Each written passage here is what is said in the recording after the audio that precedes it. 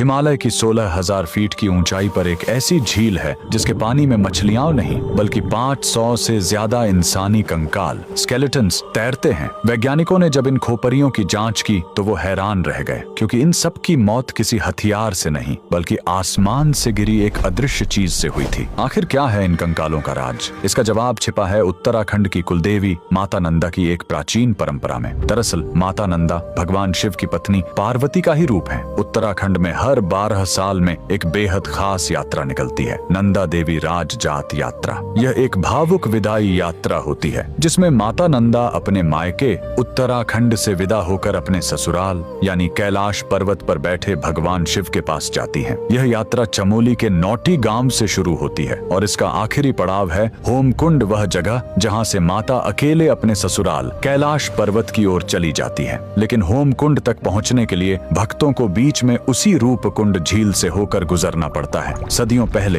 कन्नौज के राजा जसधवल ने इसी पवित्र यात्रा में शामिल होने की ठानी, लेकिन राजा को अपनी सत्ता का अहंकार था। वे भक्ति भाव से नहीं बल्कि पिकनिक मनाने के अंदाज में गए। नियम तोड़ते हुए वे अपने साथ गर्भवती रानी, नाचने गाने वाली नर्तकियां और जोर जोर से बजते ढोल नगारे लेकर पहाड़ पर चढ़ने लगे। माता नंदा अपनी विदाई के वक्त यह अपमान और शोर शराबा सह नहीं पाई। जैसे ही राजा का काफिला रूपकुंड झील के पास पहुंचा, देवी का प्रकोप टूट पड़ा। अचानक आसमान काला हो गया। बारिश नहीं बल्कि लोहे जैसे सख्त और भारी ओले गिरने लगे। वो ओले क्रिकेट की गेंद जितने भारी थे। वहां छिपने की कोई जगह नहीं थी। वो ओले सीधे राजा और उसकी सेना के सिर पर गिर रहे थे। देखते ही देखते राजा, रानी और उनके 500 साथी वहीं बर्फ में दफन हो गए। सैकड़ों साल बाद जब 1942 में वहां बर्फ पिघली तो दुनिया ने देखा कि झील कंकालों से भरी पड़ी है। और जब फॉरेंसिक जांच हुई तो वैज्ञानिकों ने पुष्टि की कि इन सभी खोपरियों में दरारें थीं जो ऊपर से किसी भारी गोल चीज ओले के गिरने से ही आई थीं।